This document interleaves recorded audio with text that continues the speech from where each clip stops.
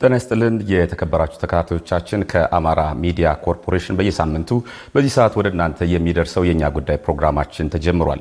በዛሬ የኛ ጉዳይ ፕሮግራማችን ደግሞ የኢትዮጵያ ሀገራዊ ምክክር ኮሚሽን በቅርብ ጊዜያት የሚያከናውነውን ሀገራዊ ምክክር ጉባኤን አስመልክተን ሰፋ ያሉ ርዕሰ ጉዳዮችን እያነሳን ቆይታ ልናደርግ ወደናል። እንግዲህ የኢትዮጵያ ሀገራዊ ምክክር ኮሚሽን ባለፉት 4 ዓመት ከ2 ወራት ገደማ የተለያዩ ስራዎችን በሂደት እያከናወነ እዚህ ከሚጠበቀው ምክክር ጉባኤ ዋዜማ ላይ ነው የሚገኘው። እኛም በዛሬ ቆይታችን እንግዲህ ሰፋ ያሉ ጉዳዮችን ከሀገራዊ ምክክር ጉባኤውን አስመልክተን ቆይታ ልናደርግ ወደናል። ቴዎድሮስ ኃይለ ኢየሱስ ፕሮግራሙን እየመራው ቆይታ አደርጋለሁ። ከወዲሁ አብራችሁን እንድትሆኑ አክብሮታዊ ግብዣችን ነው። ባነሳነው ርዕሰ ጉዳይ ደግሞ ሀሳባቸውን ሊያጋሩን ፈቅደው ከኛ ጋር የሆኑት በኢትዮጵያ ሀገራዊ ምክክር ኮሚሽን ኮሚሽነር የሆኑት ዶክተር አምባዬ ኦጋቶ ናቸው። ዶክተር አምባዬ ኦጋቶ ሀሳቡን ሊያካፍሉን ፈቃደኛ ሆነው እኛ ጋር ስለተገናኙ እጅግ እናመሰግናለን። መልካም እንግዲህ መግቢያ ላይ እንዳነሳውት ኮሚሽነር የኢትዮጵያ ሀገራዊ ምክክር ኮሚሽን ባለፉት 4 ዓመት ከ2 ወር ገደማ የተለያዩ ተግባራትን እያከናወነ በቀጣይ የሚጠበቀው የኢትዮጵያ ሀገራዊ ምክክር ጉባኤውን ሊያሰናዳ ዝግጅት ማጠናቀቁን ሰምተናል። እንደው ወደዚህ ጉዳይ ከመግባታችን በፊት ግን ሀገራዊ ምክክር ማለት ለኢትዮጵያውያን ምን ትርጉም አለው? ከውጭ መጥቶ የተጫነብን ሐሳብ አይደለም። ከውጭ የተቀናበረ ሐሳብ አይደለም። ኢትዮጵያውያን ለረጅም ዘመናት ህመም አለባቸው። ኢትዮጵያውያኖች እና ኢትዮጵያ ቁስል አላቸው። ኢትዮጵያውያኖች ተስፋ አላቸው። ኢትዮጵያውያኖች ታሪክ አላቸው። ስለዚህ የኢትዮጵያ ሀገራዊ ምክክር ከዚህ የተወለደ ነው። ከነዚህ ህመሞች፣ ከነዚህ ቁስሎች፣ ከነዚህ ተስፋዎችና ታሪኮች ከኢትዮጵያውያን ታሪክ የተወለደ ነው ብዬ አስባለሁ። ስለዚህ ይሄ ኢትዮጵያውያኖች ራሳችንን ለመስራት ራሳችንን ያለብንን ህመም ለማከም ቁስላችንን ለመፈወስ የሞራል ልዕልናና የሞራል ብቃት አለን ብለን የወሰነው ውሳኔ ነው። ስለዚህ ለኢትዮጵያውያኖች ትልቅ ትርጉም አለው ብዬ አስባለሁ። ሌላው ምንድነው? ኢትዮጵያውያኖችንም ብስለት የሚያሳይ ሂደት ነው ብዬ አስባለሁ። ለብዙ ጊዜ ኢትዮጵያውያኖች ልዩነቶች አሉን። እነዛን ልዩነቶቻችንን ለመፍታት ነፍጥን፣ ጦርነትን፣ አንዱ ሌላውን ማሳደድን ተያይዘን ነበረ። ከዚህ ከተጣባንበት ነገር ወጥተን እስቲ ቁጭ ብለን እንደ ሀገር ልጆች ያሉብንን ችግሮች እንመልከት ብለን የቆረጥንበት ድፍረት ነው ብዬ አስባለሁ። እርም የሆኑ ነገሮቻችንን ወደ መድረኮቻችን አምጥተን እንደ ኢትዮጵያውያን እርም አለ እርሞችን አምጥተን ቁጭ ብለን መክረን ከዚህ ውስጥ ወጥተን ወደፊት የምንሄድበት ጠንካራን ኢትዮጵያ ጠንካራን ሀገርን ለሚመጣው ትውልድ ደግሞ ለማስተላለፍ ያቀንበት እቅድ ነው። የመንፈስንም ጽናት የሚያሳይ ነው ብዬ አስባለሁ። ኢትዮጵያውያኖችን የመንፈስ ጽናት የሚያሳይ ሂደት ነው። ስለዚህ ብዙ ትርጉም አለው። ኢትዮጵያ በብዙ ወቅት በአድዋ በሌላም ላይ ራሷን ለአፍሪካውያኖች ተምሳሌት አድርጋለች ኢትዮጵያ። ይሄም ደግሞ ትልቁ መድረክ ነው። በዚህ ደረጃ ኢትዮጵያውያኖች ቁጭ ብለው እንደ ሀገር ልጅ እኛው ራሳችን ችግሮቻችንን እንፈታለን፣ እኛው ራሳችን ሀገራችንን እንገነባለን፣ መደማመጥ እንችላለን፣ መናገር ብቻ አይደለም መደማመጥ እንችላለን ብለን የቆረጥንበት ለሌሎችም ደግሞ ለአፍሪካውያን ወንድሞቻችን ምሳሌ የምንሆንበት ትልቅ ሂደት ነው ብዬ አስባለሁ። መልካም እንግዲህ ኮሚሽነር እርሶም ሲያነሱት ነበር፣ በጣም ለኢትዮጵያውያን ትልቅ ትርጉም ያለው ነገር ነው። እንመካከር፣ ቁጭ ብለን እንወያይ፣ ችግሮቻችን ወደ መድረክ ይምጡ የሚል ሀሳብ በኢትዮጵያውያን ዘንድ እንዲሸራሸር ያደረገ መድረክ ተከፍቷል። ኮሚሽኑ እንግዲህ ባለፉት 4 ዓመት ከ2 ወራት ገደማ ከ1234 አካባቢ ወረዳዎች ላይ ተዳርሷልና እንደው በዚህ ደረጃ ትርጓሜውን የያዘ ማህበረሰብ ተገኝቷል። የማህበረሰቡ ተሳትፎስ ምን ይመስል ነበር የሚለው እስኪ ባጭሩ እናንሳ። እጅግ ሰፊ የሆነ የማህበረሰብ ተሳትፎ ያለበት ነው ሂደቱ። ለሂደታችን ዋና መሰረታዊ አንኳር የሆነው መርህ ካርዲናል ፕሪንሲፕል አሳታፊነት ነው። ይህንን የሚያደረግንበት 2 መሰረታዊ ምክንያቶች አሉ። አንደኛ የተቋቋመበት ኮሚሽኑ የተቋቋመበት አዋጅ ሂደቱ አሳታፊ እንዲሆን ያስቀምጣል። ሁለተኛው ደግሞ ያልተስማማንባቸውን ሂደቶች፣ ችግሮች ለመፍታት ሁሉም ኢትዮጵያውያኖች መነጋገር መቻል አለባቸው። ስለዚህ እነዚህ ሁለት መሰረታዊ ጉዳዮች አስገዳጅ ያደርጉታል ተሳታፊነትን። ለዛም ነው ረጅም ዘለግ ያለ ሂደት ውስጥ ሄደን ከወረዳ ጀምረን ሰፊ የምክክር መድረኮችን ያደረግነው። ከወረዳ ስንጀምር ያደረግነው ነገር ምንድነው? ከህዝብ ጋር ሄደን ቢሮ ውስጥ ቁጭ ብለን የሰራነው ያሰራር ሂደት አይደለም። ህዝቦች አንድ ወረዳ ላይ ስንሄድ እነማን አሉ እዛ አካባቢ ላይ የማንም ድምፅ ሳይገለል የማንም አጀንዳ ሳይቀር ተሳታፊ ለማድረግ እነማን አሉ የሚለውን ከህዝቦች ጋር ባደረግነው ውይይትና ምክክር በየክልሉ በአንድ ወረዳ ውስጥ በአማካይ 10 የሚሆኑ የማህበረሰብ ክፍሎች አሉ። ገበሬ ሊሆን ይችላል፣ ሴቶች ሊሆኑ ይችላሉ፣ ወጣቶች ሊሆኑ ይችላሉ፣ ነጋዴ ሊሆን ይችላል፣ መምህራን ሊሆኑ ይችላሉ። 10 በአማካይ በአቨሬጅ 10 የሚሆኑ የማህበረሰብ ክፍሎች አሉ። ስለዚህ ይሄንን ስናደርግ እኛ አይደለንም እነዚህ ህዝቦች ኢትዮጵያ ህዝቦች ራሳቸው እኛ እንደዚህ ሆነን ብንከፈል ድምፃችንን ማሰማት እንችላለን፣ አጀንዳዎቻችን አይቀሩም የሚል ነገር ወሰኑ። ከዛ በኋላ ደግሞ በእነዚህ የማህበረሰብ ክፍሎች ውስጥ የሚገቡት እነማን ናቸው ቢባል እኛ አይደለንም። ያም ደግሞ ራሳቸው በራሳቸው ወስነው ሰልፍ ዲክሌርድ የሆነ አገባም። ለምሳሌ አንዲት ሴት በሴትነቴ አጀንዳዬን ላንሳ ልትል ትችላለች። እኔ ነጋዴ ነኝ በነጋዴነቴ አጀንዳ ላንሳ ልትል ትችላለች። ሰልፍ ዲክሌርድ ነው። ከዛ ተነሳል። ቅድም እንዳልከው ኦልሞስት ሁሉም የኢትዮጵያ ወረዳዎች በሚባል መልኩ ኢትዮጵያውያኖችና ድምፃቸውን ለማካተት ሞከርን። እሱ ብቻ አይደለም። በዛ ደረጃ ደግሞ በአጀንዳዎች ላይ በመረጧቸው አጀንዳዎች ላይ የሚነጋገሩ ወኪሎቻቸውን መረጡ። ይህን እንደጨረስን ወዴት ነው? ወደ ክልሎች ነው የሄድነው። በክልሎችም ደግሞ እና በከተማ አስተዳደሮች 20 እስከ 22 የሚደርሱ በአማካይ የማህበረሰብ ክፍሎችና ተቋማት አሉ። የፖለቲካ ፓርቲ፣ የሃይማኖት ተቋማት፣ ሲቪል ሶሳይቲዎች፣ ሚዲያዎች፣ ተጽዕኖ ፈጣሪዎች፣ መምህራን፣ ለሀገር ትልቅ ኮንትሪቢዩት ያደረጉ ሰዎች እነዚህን 22 የሚሆኑ ካቴጎሪዎችን የማህበረሰብ ክፍሎችን ኮንስቲትዩዌንሲዎችን አበጀን።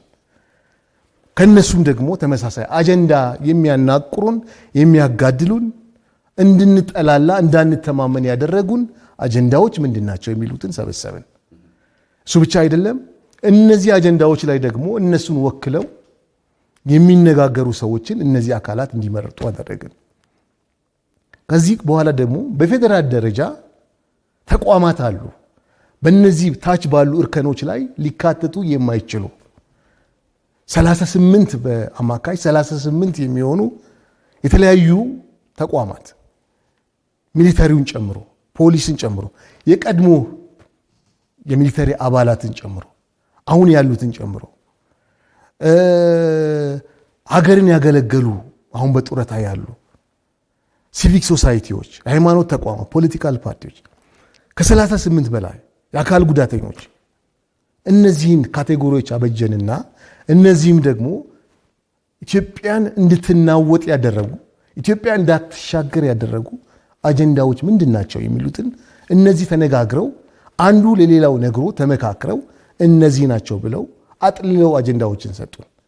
እሱ ብቻ አይደለም። እነዚህም ተቋማት ደግሞ እነሱን ወክለው በመረጧቸው አጀንዳዎች ላይ የሚነጋገሩ ወገኖችን መረጡልን። ሌላው ያደረግነው በመጨረሻ ኢትዮጵያውያን በተለያየ መንገድ ከኢትዮጵያ ተሰደው ወጥተዋል። ምናልባትም ደግሞ ዛሬ ላይ የምንነጋገርባቸውን አጀንዳዎች በማንሳታቸው አገር ለቀው ተሰደው ሸሽተዋል። ስለዚህ እነዚህ አገር የለቀቁ ኢትዮጵያውያኖች በተለምዶ ዳያስፖራ የምንላቸው እስቲ የነሱም ድምፅ በዚህ ውስጥ ይካተት፣ በሀገር ግንባታ ሂደት ውስጥ የነሱም ድምፅ መካተት አለበት የሚል ውሳኔ ወስነን በ6 አገራት የነሱንም ድምጽ ለመሰብሰብ የነሱንም ወኪሎች ለማስመረጥ ግልጽ በሆነ ጥሪ አስተላልፈን ይሄድናል። መልካም ኮሚሽነር፣ እንግዲህ ቀደም ሲል ሂደቶችን አነሳን፣ አሳታፊነቱን አነሳን። አሁን እጅግ ኢትዮጵያውያን የሚጠብቁት የዋናው ሀገራዊ ጉባኤ በቅርብ እንደሚከናወን ሰምተናል። የዚህ ሀገራዊ ጉባኤ መከናወን እንዲሁ ዓላማውን በተወሰነ መንገድ እናንሳ። በጣም ጥሩ ጥያቄ ነው። እንግዲህ የሀገራዊ ዋናው ፕሌነሪ ቅድም ካልኳቸው ሂደቶች የተነጠለ ግንጥል አይደለም። በሂደቱ ላይ ያለ በዛ ኮንቲነም ውስጥ ያለ ሂደት ነው። ስለዚህ ዓላማውን ስንመለከትም ከዚህ አንጻር እንመለከታለን። አንደኛ በሂደቱ የተገኙ በፕሮሰሱ የተገኙ ብዙ መልካም ነገሮች አሉ። ኢትዮጵያውያኖች እንዲተዋወቁ ረድቷል ብዬ አስባለሁ። አንድ የሚያደርጉን ነገሮች ብቻ ሳይሆኑ ምንድነው ልዩነቶቻችን እናውቃለን ወይ? ይህንንም እንዲያውቁ በሂደቱ ተደርጓል ብዬ አስባለሁ።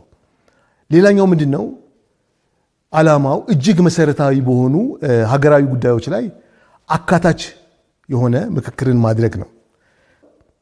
በሂደት ውስጥ፣ በጦርነቶች ውስጥ፣ በመገፋፋት ውስጥ፣ በጥርጣሬ ውስጥ፣ አንዱ ሌላውን በማሳደድ ውስጥ የጣልናቸው መልካም የሆኑ ኢትዮጵያዊ ሀገራዊ እሴቶች አሉ። ስለዚህ እነዚህን ቆም ብለን ከጣልናቸው ቦታ ላይ የምናነሳበት ሂደት ነው ብለን እናስባለን። ስለዚህ ዓላማዎቹ እነዚህ ናቸው። መልካም ኮሚሽነር፣ እንግዲህ ቀደም ሲል መግቢያችን ላይ እያነሳን ነበረ ሂደቱ ከታች ከወረዳ ጀምሮ እዛ ክልል፣ ፌዴራል ደግሞ ዲያስፖራውንም አካቷል። ምናልባት በእነዚህ የአጀንዳ ማሰባሰብ ሂደቶች ውስጥ የተያዙ አጀንዳዎች አሉ። በዋናው በቅርብ በሚጠበቀው ሀገራዊ ጉባኤ ላይ የሚቀርቡት አጀንዳዎች ምን አይነት ናቸው ማለት እንችላለን? ኢትዮጵያ ሀገራዊ ምክክር መቋቋሚያ አንቀጽ 6 ላይ በግልጽ የተቀመጠ አለ። ይህንን አንቀጽ ይዘን ቢያንስ 10 የሚሆኑ የአጀንዳ መስፈርቶችን አውጥተናል። አንድ አጀንዳ በህዝብ የተነሳ አጀንዳ ለሀገራዊ ፕሌነሪው ብቁ ነው የሚያሰኙት ምንድናቸው የሚለውን ለመወሰን ለመበየን ቢያንስ 10 የሚሆኑ መስፈርቶችን አስቀምጧል። አንደኛው መስፈርት የጉዳዩ ጭብጥ የተነሳው ጉዳይ የአጀንዳው ጭብጥ የህገ መንግስትን መሻሻል የሚጠይቅ ከሆነ ይህንን እንደ አንድ መስፈርት አስቀምጠናል። ሁለተኛው ጉዳዩ የተነሳው አጀንዳ የመጣው አጀንዳ ጉዳይ በሀገሪቱ ለዘመናት ሲንከባለሉ የመጡ ያለመግባባት መንስኤዎችን እና ችግሮችን በትክክል የሚዳስስና ተመካክረንበት መፍትሄ የምናመጣበት ሲሆን ያ ለኢትዮጵያ ሀገራዊ ምክክር ኮሚሽን ናሽናል ፕሌነሪ ሜሪት ብቁ ይሆናል ብለን እናስባለን። ሶስተኛው መስፈርት ጉዳዩን ወይም በጉዳዩ ላይ ተመካክረን በህዝብና በህዝብ መካከል ያለውን የእምነት መጓደል ወይም ትረስት ዴፊሲት የሚያጠብ ሲሆን የሚያክም ሲሆን ቅድም ስንነጋገር ህዝብና ህዝብ መካከል ጥርጣሬዎች ተፈጥረዋል በተለያዩ መንገዶች።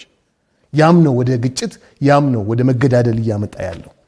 ይህንን በህዝብና በህዝብ መካከል ያለውን የእምነት መጉደል ትረስት ዴፊሲት የሚያጠብ ሆኖ ሲገኝ ያ አጀንዳ ለኢትዮጵያ ሀገራዊ ምክክር ናሽናል ፕሌነሪ ሜሪት ያደርጋል ብለን እናስባለን።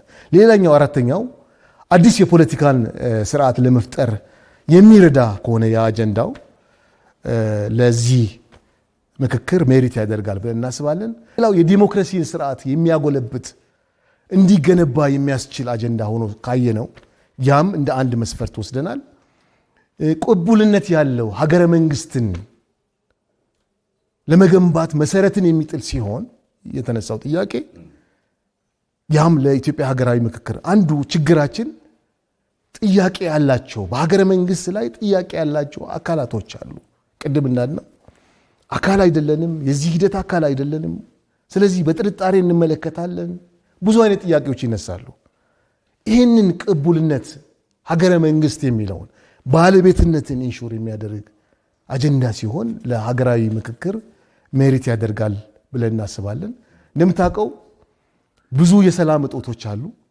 በየቦታው ለረጅም ጊዜ ሲንከባለሉ የመጡ እነዚህን ደግሞ በዘላቂነት መፍታት የሚያስችል ሲሆን ለሀገራዊ ምክክር ሜሪት ያደርጋልናል። ምንድነው እዚህ ጋራ ጊዜያዊ መፍትሄ አይደለም።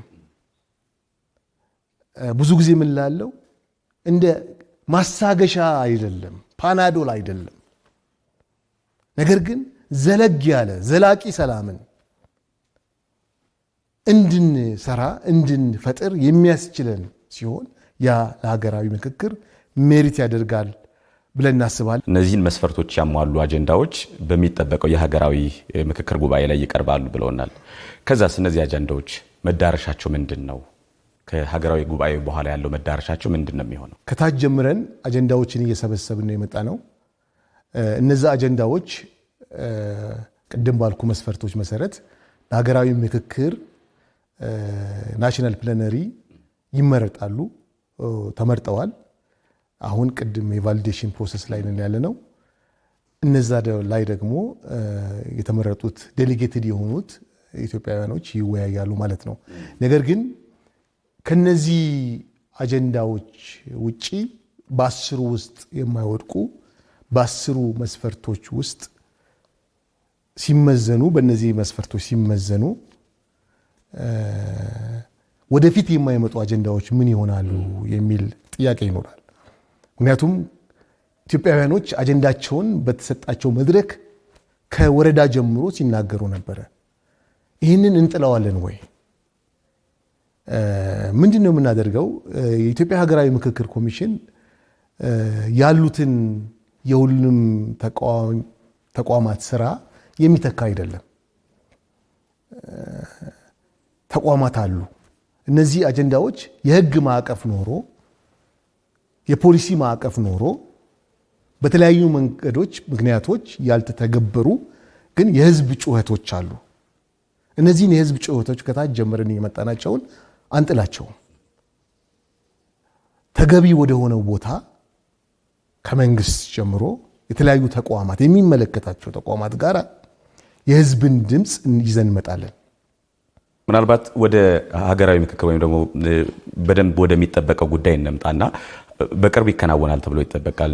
የሀገራዊ ምክክር ጉባኤ የሚመራበትን ስርዓት ከማዘጋጀት የሚመሩ አካላትን ከማዘጋጀት አኳያ ኮሚሽኑ ምን አይነት ዝግጅት እያደረገ ነው? በጣም ሰፊ ብዛነት፣ በጣም ሰፊ ድምጾች የሚካተቱበት ሂደት ነው። የምናያቸውም አጀንዳዎች በጣም ጥልቀት ያላቸው አጀንዳዎች ናቸው። ቅድም ባልኩ 10 መስፈርቶች ውስጥ ስትመለከታቸው ፋንዳሜንታል የሆኑ እጅግ መሰረታዊ የሆኑ ሀገራዊ ጉዳዮች የሀገርን አቅጣጫ ትራጀክተሪ መቀየር የሚችሉ አጀንዳዎች ናቸው። ስለዚህ ሰፊ ጥንቃቄዎችን እያደረግን እንገኛለን። 4000 የሚያህል ተሳታፊዎችን እንጠብቃለን ስል በሂደቱ የመጡ የሂደቱ ውጤቶች ናቸው። 4000ዎቹ ከየወረዳው በተሰጣቸው መስፈርት መሰረት ኮታ መሰረት ተወክሎ የመጡ በክልል ደረጃ የመጡ በፌደራል ደረጃ ከዲያስፖራ የሚመጡ 4000 ናቸው። እንዴት ነው የ4000 ሰው አግባብ ባለው መንገድ ትርጉም ባለው መንገድ መነጋገር መደማመጥ የሚችለው? ምንድነው የምናደርገው? የአሰራር ስርዓት ያበጀን ያለ ነው። ግብታዊ ሆነን የምንለቀው ነገር አይደለም። አንደኛ ከ10 ይጀምራል። 10 ሰዎች ጀምረው ይነጋገራሉ። ከዛ እነዚህ 10 ሰዎች 50 ወደ ሆነው ግሩፕ ይመጣሉ። 50-80 የሚሆን ግሩፕ አለን። እያንዳንዱ ግሩፕ ውስጥ 80 ሰዎች ያሉበት 4000 ይሆናል ማለት ነው። 50 ሰው እንደ አንድ ግሩፕ ይወሰዳል። ከዛ 80 ተመሳሳይ ይኖራሉ። በ50 ውስጥ የሁሉም ክልል የሁሉም ኮንስቲትዩዌንሲ ተወካዮች ይኖራሉ። ስለዚህ እነዛ 50 ሰዎች እኔ ምን አስባለሁ ስለዚህ ጉዳይ ስለዚህ አጀንዳ፣ አንተ ምን ታስባለህ? ይነጋገራሉ። አንድነቶቻቸውን ልዩነቶቻቸው ላይ ይመካከራሉ፣ ይደማመጣሉ። ይሄ በጣም ኢምፖርታንት ነው። ፖለቲካችን መናገርን ብቻ ሳይሆን ማዳመጥንም የሚጀምርበት ሂደት ይሆናል ብዬ አስባለሁ። 50ዎቹ ከታች ከቦረና የመጣችው እናት ወይም ወጣት ከላይ ከሰሜን ኢትዮጵያ ከአክሱም የመጣውን ወጣት ወይም እናት የሚሰማበት የሚያዳምጥበት በተሰጠው አጀንዳ ላይ መድረክ ይሆናል ማለት ነው። ከምስራቅ ያለች እናት ከምዕራብ ካለው ወይም ከመሃል ካለው እናት ጋር ተገናኝተው ኢንተሌክቹዋልም ሌሎችም ቅድም ያልኳቸው ስለ ሀገራቸው ስለተመረጡት አጀንዳዎች በ50 ጀምረው ይነጋገራሉ። ቅድም ያልኩህን ብዝሃነት የሐሳብ ብዝሃነት ሌሎችንም ነገሮች ያካተቱ ናቸው ኮንሰንሰስ ኮሚቴዎቹ። እነዚህ ሰዎች እንዲቀራረቡ በሐሳብ እንዲስማሙ የተለያዩ አይነት አማራጮችን ወይም አንዳንድ ጊዜ አፊኒቲ ማፒንግ የምንለው አለ። እነዛን ነገሮች የሚያመጡ ወገኖች ናቸው እነሱ አሉ። እሱን እያዘጋጀን ያለ ነው። ሌላው በዚህ ሂደት ውስጥ ሰው ስሜታዊ ሊሆን ይችላል። ሰው ትራውማቲክ የነበረበትን የሰቆቃ ነገር ሊያስታውስ ይችላል። ስለዚህ የዳያሎግ ክሊኒክ ብለን ባህላችንን በያዘ መንገድ እያዋቀርን ያለ ነው። የዳያሎግ ክሊኒክ ሰዎች ስሜታዊ ሲሆኑም እናደርጋለን። ሰዎች ስለ ትላንታቸው አንስተው ሲናገሩ ስሜት ሊቀሰቀስ ይችላል። ነገር ግን ይህን ደግሞ ወደ ሌላ ነገር እንዳይመጣ አላስፈላጊ ወደሆነ አቅጣጫ እንዳይሄድ ያንን ማከም የሚያስችል ሜቶዶሎጂዎችን እያዘጋጀን ነው። ሌላው የውሳኔ አሰጣጦች ሂደቶች ወይም ስርዓቶች ይኖራሉ። መቼ ነው አንድ ነገር ላይ ተስማማን የምንለው? ኮንሰንሰስ ላይ ደረስን የምንለው መቼ ነው? ስለዚህ የኮንሰንሰስ የስምምነት መለኪያው ትሬሽሆልዱ ምንድን ነው? ለዚህ አጀንዳ ለዛኛው አጀንዳ ያንን እየሰራን ነው ያለነው። ሌላው ደግሞ ቅድም እንዳነሳው አመቻቾች እነማን ናቸው? ፋሲሊቴተርስ ያንን እየሰራን ያለ። እነዚህን 4000 የተመረጡ ኢትዮጵያውያን የመወያዩ አካላት እንደተመለመሉ ሰምተናል። ስልጠናም ወስደዋል። እነዚህ ሰዎች የተመለመሉበት መስፈርት ምንድነው? ከዚያ ደግሞ በዚህ በሚጠበቀው ሀገራዊ ምክክር ጉባኤ ላይ ሚናቸውስ ምንድነው?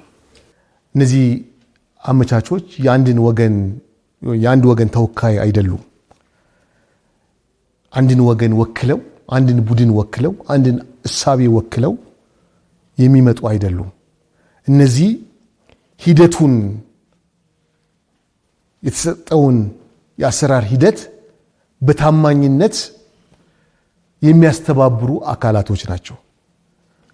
የሚያሳልጡ አካላቶች ናቸው። ስራቸው ይሄ ነው። 595 በላይ ሰዎች በዚህ ሂደት ላይ አፕላይ አድርጎ ነበር። አይ ቲንክ 190 የሚያህሉትን ባለፈው የመጀመሪያ ዙር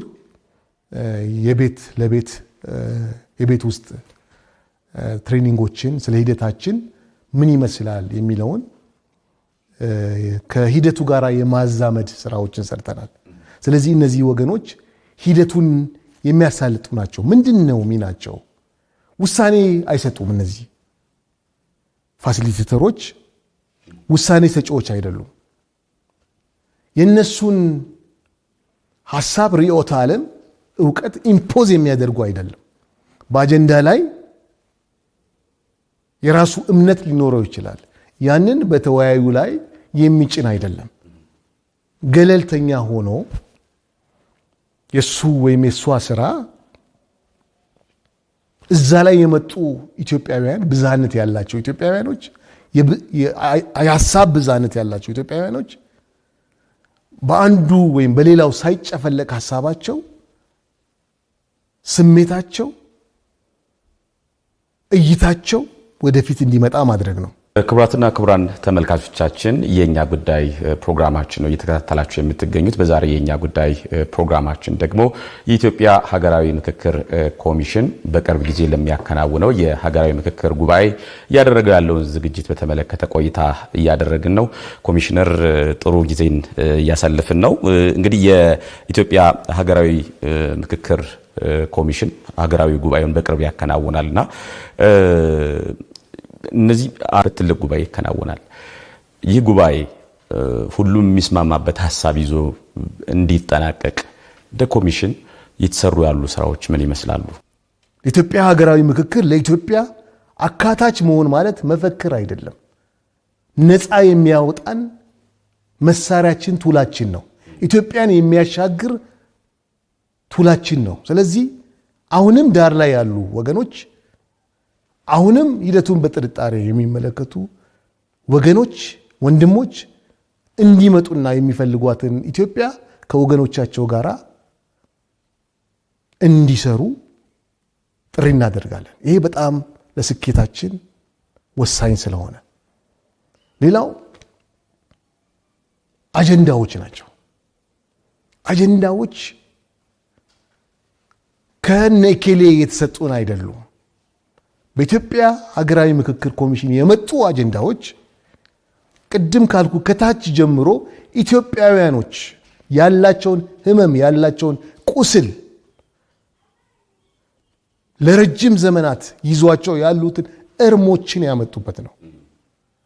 ስለዚህ አጀንዳው በእነዚህ ነገሮች ላይ ተወያዩ ተብሎ ውሳኔ ተሰጥቶባቸው የመጡ አይደሉም። ኢትዮጵያውያን በእነዚህ ነገሮች ላይ ብንመካከር ሀገር ነፃ ትወጣለች፣ እኛ ኢትዮጵያውያን ነፃ እንወጣለን፣ ጠንካራ ማህበረሰብን እንገነባለን ብለው የመከሩባቸው አጀንዳዎች ናቸው።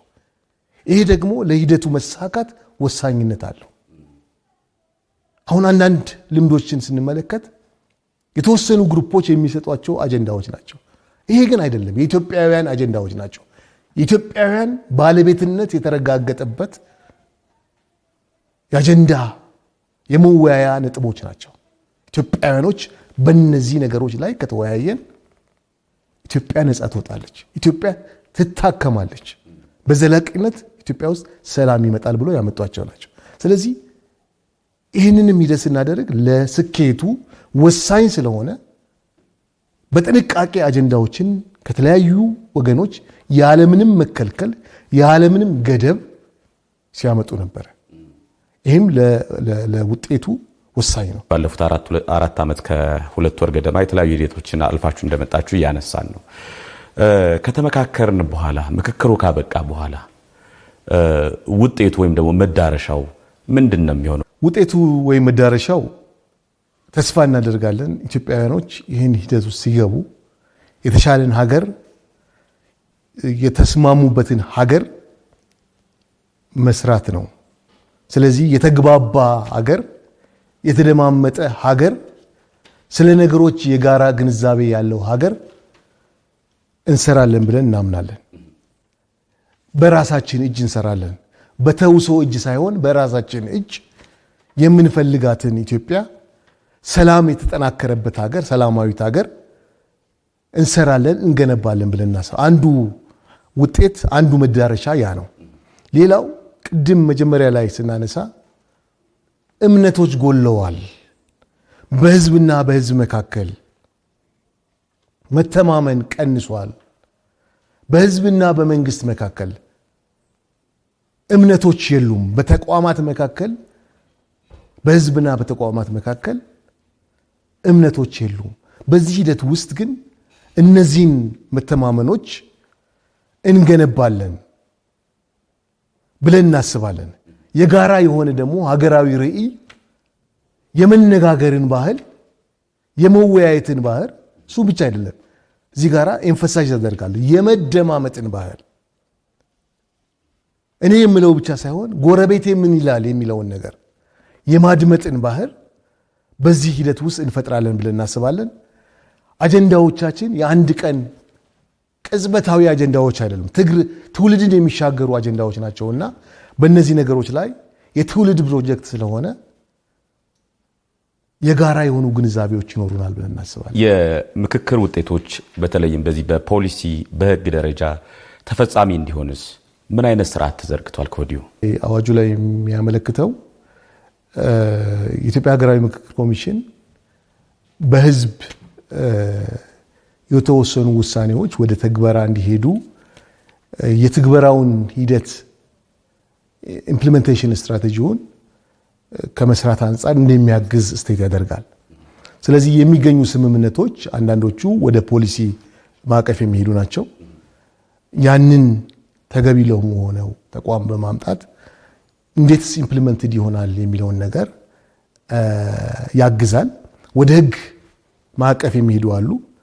አንዳንዶቹ ደግሞ ተቋማዊ ኢንስቲትዩሽናል ማሻሻያዎችን የሚጠይቁ አሉ። አንዳንዶቹ ደግሞ ሀገራዊ እርቅ፣ ሀገራዊ ሰላምን የምናመጣበት ናቸውና ያንን ከማድረግ አንጻር ኢትዮጵያ ሀገራዊ ምክክር ያግዛል ብለን እናስባለን። ነገር ግን የትግበራ ኃላፊነቱ የብዙ ባለድርሻ አካላት ነው። የሚገኙ ውጤቶችን መንግስት የሚተገብረው ይኖራል ብለን እናስባለን። የተለያዩ የፍትህ ተቋማት የሚተገብሯቸው ውጤቶች ይኖራሉ ብለን እናስባለን። የፖለቲካ ፓርቲዎችም የሚተገብሯቸው ውጤቶች ይኖራሉ ብለን እናስባለን። ህዝብ እንደ ህዝብ ማድረግ ያለበት ውጤት ይኖራል ብለን እናስባለን። እሱ ብቻ አይደለም፣ ሚዲያው ራሱ ምንድነው በዚህ ሂደት ውስጥ የተወለዱ የመጡ ውጤቶች ይኖራሉና እነዚህን ከመተግበር አንጻር ሁሉም ወገን የራሱ ድርሻ ይኖራል ብለን እናስባለን። በዚህ ደግሞ የኢትዮጵያ ሀገራዊ ምክክር የኢምፕሊመንቲንግ ስትራቴጂን ከማበጀት አንጻር የመከታተልን ስትራቴጂ ከማበጀት አንጻር የተለያዩ እገዛዎችን ያደርጋል። ይህም ደግሞ በተቋቋመበት አዋጅ ላይ በግልጽ የተቀመጠ ነው። በሀገራችን ያሉ ግጭቶችን በዘላቂነት ለማስቆም እንደው ኢትዮጵያ ሀገራዊ ምክክር ኮሚሽን የጀመራቸው ሂደቶች አሁን የደረሰበት ደረጃ ምን ሚና አለው ብለው ያስባሉ? ኢትዮጵያ ሀገራዊ ምክክር በብዙ መንገድ ትልቅ ፋይዳ አለው።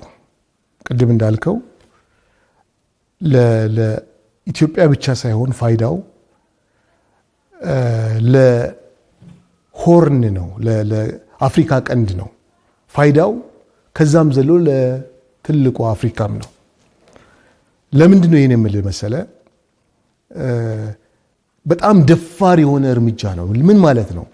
እኛ ኢትዮጵያውያኖች ችግራችንን፣ ልዩነቶቻችንን በራሳችን መፍታት እንችላለን የሚል ጠንካራ የሆነ ስቴትመንት ነው። ሀገራችንን በራሳችን እጅ መገንባት እንችላለን። ይህን ስል ኢትዮጵያ ብቻዋን ተነጥላ ያለች ደሴት አይደለችም። በተለይ በቀንዱ ላይ እንዳለች ሀገር፣ በአፍሪካ ቀንድ ላይ እንዳለች ሀገር ኢትዮጵያ ውስጥ የሚሆነው መልካም ነገር ወደሚቀጥሉት ጎረቤት ሀገሮች ስፒል ኦቨር የማድረግ ትልቅ አቅምና ፖቴንሻል አለው። ለምሳሌ ኢትዮጵያውያን ወይም በኤትኒሲቲ ተመሳሳይ የሆኑ በጎሳ ወይም በብሔር ተመሳሳይ የሆኑ ወገኖች ሶማሊያ ውስጥ አሉ፣ ጅቡቲ ውስጥ አሉ፣ ኬንያ ውስጥ አሉ፣ ሱዳን ውስጥ አሉ፣ ሳውት ሱዳን ውስጥ አሉ። ስለዚህ እኛ ሀገር ውስጥ የምናደርገው ፕሮሰስ እነዚህን ሀገሮችም ኢምፓክት ያደርጋል። የሰላም ጫናን ማሳደር እንችላለን። ኢትዮጵያ ሰላም ስትሆን፣ ኢትዮጵያ ጠንካራ ስትሆን በእነዚህ ጎረቤቶች ላይ የሰላም አንከር መሆን እንችላለን ብዬ አስባለሁ። የሰላም መልሕቅ ልንሆን እንችላለን ብዬ አስባለሁ። ከዚህ በፊትም ኢትዮጵያ ለሌሎቹ ምልክት ቢከን ሆናለች፣ የተስፋ ቢከን ሆናለች። ቢከን ኦፍ ሆፕ ነበረች። በተለይ በአድዋ ላይ ኢትዮጵያ እምቢ ማለቷ፣ አሻፈረኝ ማለቷ፣ አልገዛም ማለቷ ለብዙ አፍሪካውያን ሀገሮች ለነፃነታቸው እርሾ ሆኗል። አሁንም ኢትዮጵያ ሰላምን ለማምጣት በአፍሪካ ውስጥ እርሾ መሆን ትችላለች ብለን እናምናለን።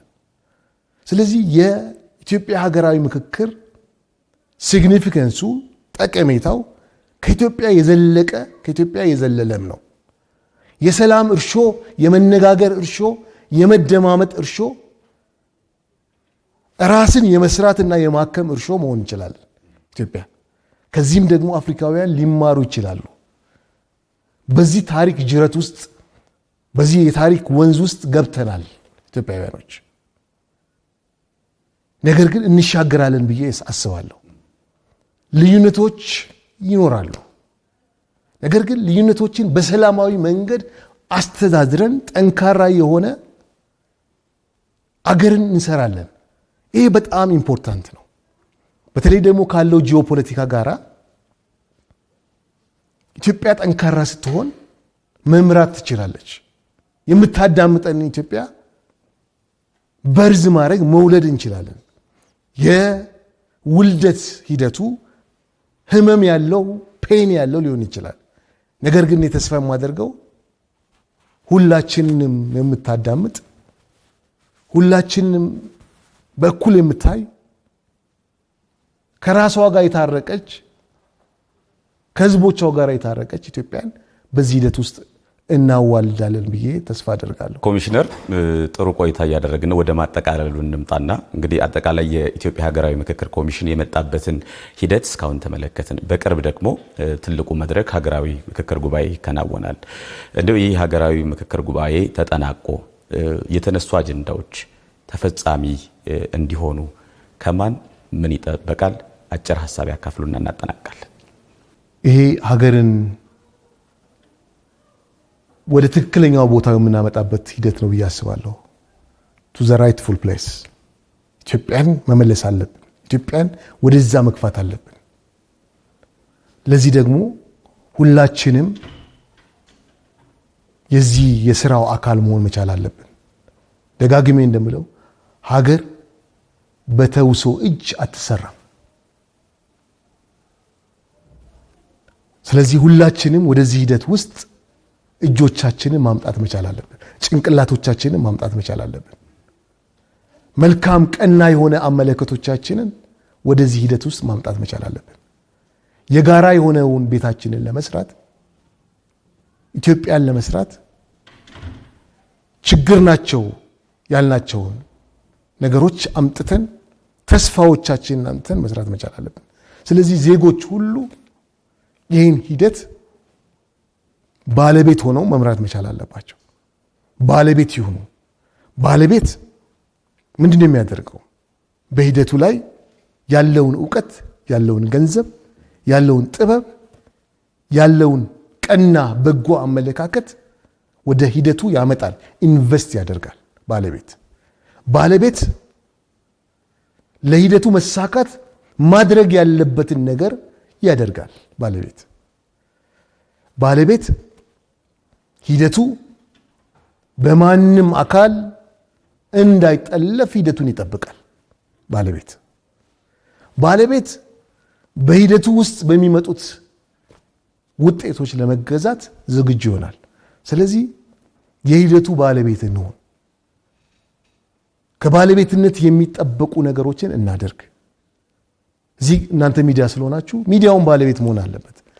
ልክ ሌላ ቦታ ሌላ ሀገር እንደሚዘገበው ግጭት መዘገብ አይደለም። ሚዲያው በዚህ ላይ ትልቅ ጉልህ የሆነ ስቴክ አለው። ህዝብ ከህዝብ ጋር እንዲነጋገር የሰላምን ተረክ፣ የአብሮነትን ተረክ፣ የመደማመጥን ተረክ ናሬቲቭስ በመስራት ኢትዮጵያውያኖችን ማቀራረብ ይችላል። ከሚዲያ የሚወጣው ትልቅ ኃይል አለ። ሚዲያ የምንፈልጋትን ኢትዮጵያ የመስራት አቅም አለው። ስለዚህ ያንን ማድረግ ትችላላችሁ ሚዲያዎች ብዬ አስባለሁ። ሁሉም እንደየድርሻው ይህ ሂደት እንዲሳካ ሁሉም እንደየድርሻው የራሱን መወጣት ይችላል። ተስፋ አለን ብዬ አምናለሁ። የኢትዮጵያ ሀገራዊ ምክክር ኮሚሽን ኮሚሽነር ዶክተር አምባዬ ውጋቱ ባነሳነው ርዕሰ ጉዳይ ላይ ሰፊ ሀሳብ ስላጋሩን ከልብ እናመሰግናለን። በጣም አመሰግናለሁ። የተከበራችሁ ተከታታዮቻችን የዚህ ሳምንት የኛ ጉዳይ ፕሮግራም የሀገራዊ ምክክር ኮሚሽን በቅርብ ጊዜ የሚያከናውነውን የሀገራዊ ምክክር ጉባኤ አስመልክተን ሰፊ ጉዳይ አንስተን እንዲህ ተጠናቋል። ቴዎድሮስ ኃይለ ኢየሱስ ፕሮግራሙን እየመራው አብሬያችሁ ቆይታ አድርጌያለሁ። በካሜራው በኩል ደግሞ አለሙ ብርሃንና ደበበ ከበደ አብረውኝ ነበሩ። በቀጣይ ሳምንት በሌላ ርዕሰ ጉዳይ እንገናኛለን። እስከ ሳምንት ቸርን ሰንብት።